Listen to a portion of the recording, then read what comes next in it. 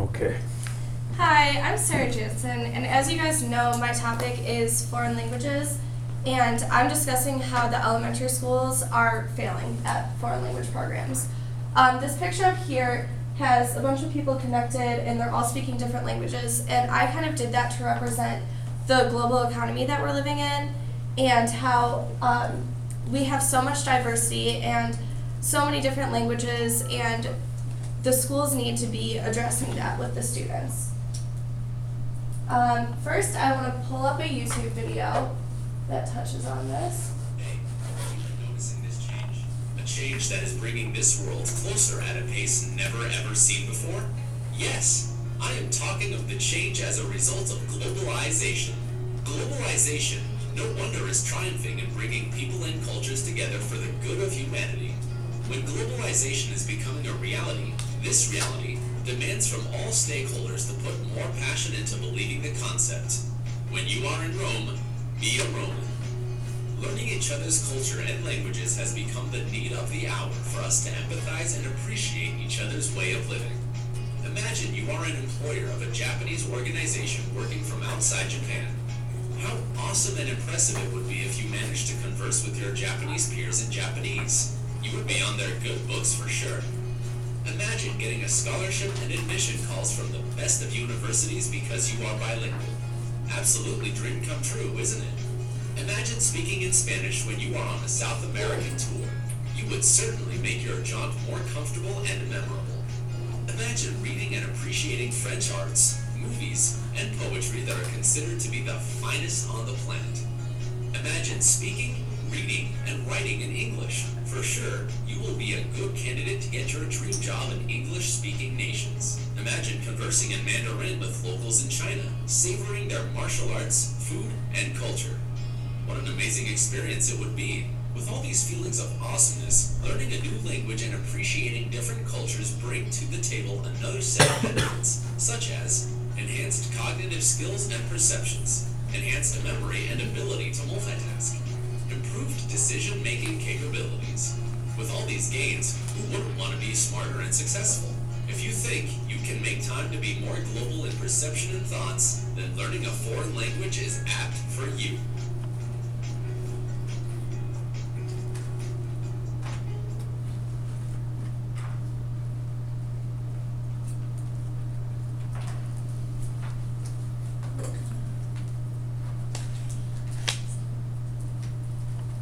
Okay, so I wanted to reiterate some of the things that I talked about before after watching that video. It was talking about the global economy and the global world we live in, where if you could converse, you could get to know the culture, you could get to know the people, and all of these things are really important. And so when I studied abroad in Alicante, Spain this past summer, I couldn't fully immerse myself in the culture because I didn't have those communication skills. I didn't fully and fluently speak the language, and I felt like I was missing out on something while I was there. And I found myself wishing, oh, I wish I would have started foreign languages much sooner, and I wish I would have a greater depth of the language so that I could fully immerse myself in the culture and understand that. And it talked about all the opportunities it opens up, and some of the people that I went with that could speak the fluent languages, they had people talking to them about jobs, they had different things like that. So I took it from an elementary school perspective, number one, because it is important to start kids from an early age, and number two, because I'm going to be an elementary school teacher. So that's the perception I took from it. The need for foreign language programs in elementary schools.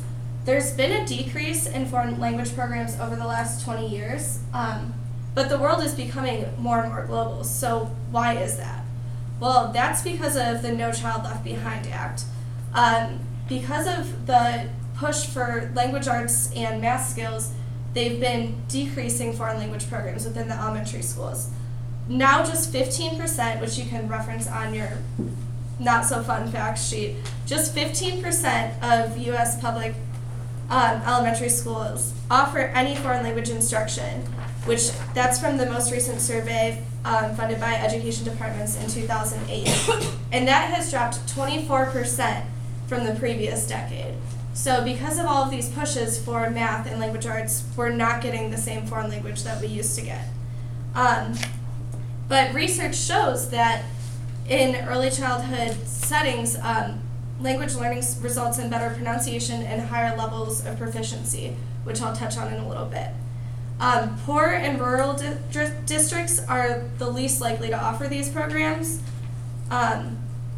And so it's just really unfortunate that these programs are going away because our society is becoming more global and more diverse, and we have people immigrating, we have people leaving, and we're not preparing our citizens for that yet. We're only focusing on these languages and math skills.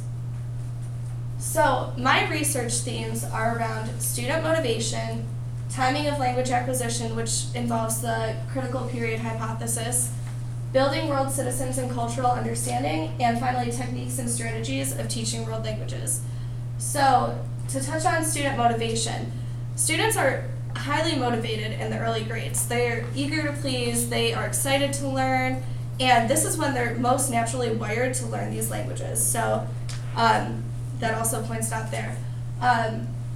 They are curious and they want to play and they want to have like authentic communication, and that's the best time to get them to do so is in these early grades.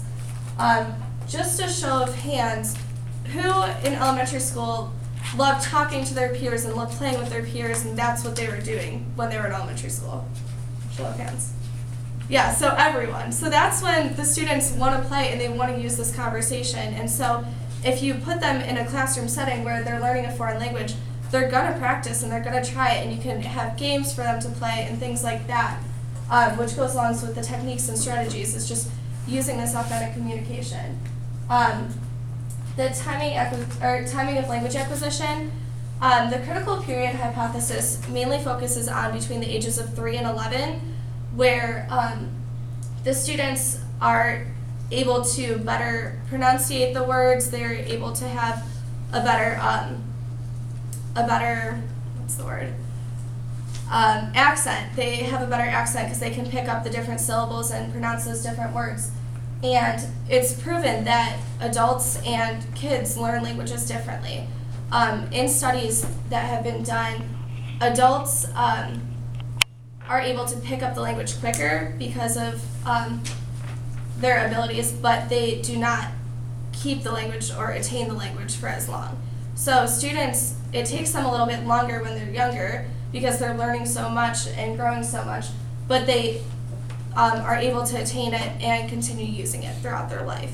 And so I think that's really important because if we are building world citizens and cultural understanding, we want them to have that language throughout their life, not just for a few years or not just for the semester they're learning it in college or the years that they're using it in high school.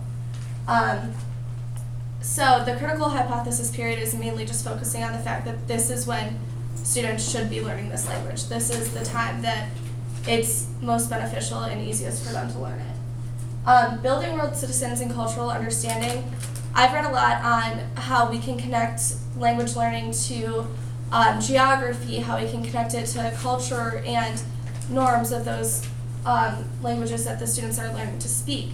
So it's important because you're not only learning another language, but you're building these global citizens who are ready to go out into the job market and are experienced and have all of this knowledge that a lot of other countries do.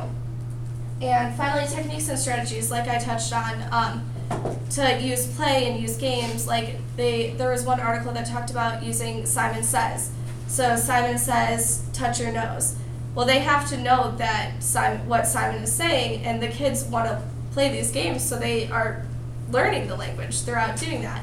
And because of their natural curiosity and because they want to have fun and love play, that's what they're doing. Some other things that I talked about on these fun facts, or not so fun always, is that full and partial immersion programs. So that's the students are being taught the language within the class, and then they're using it in all of the subjects. So say we'd be learning whatever we're learning now, we'd be learning it in Spanish. And so that's a full immersion program, is the students are just getting that language, but they're also learning the material they need to learn. And then there's also dual language programs where in the morning they're learning all of their studies in Spanish, and in the afternoon they're learning all of them in English. So it's really cool that those programs are able to work with the students and still get in the content that we need for programs such as No Child Left Behind, but also touch on the foreign languages that are needed. And one more thing about student motivation is it directly correlates with success. And every interview I did, all of the interviewers said that they wanted to learn the language. They were motivated, and it was either so that they could learn more about other cultures or talk to more people, and all of the people I talked to were very social and very eager and excited to talk about their language learning. And since they were highly motivated to do so, they were able to attain the language. So I think that in the early childhood classrooms, the children want to attain the language. So it's really important that we get those children in these language programs and get them learning it from the get-go when they are in the critical period hypothesis and when they're curious, and we have so many opportunities to build these global citizens. Thank you.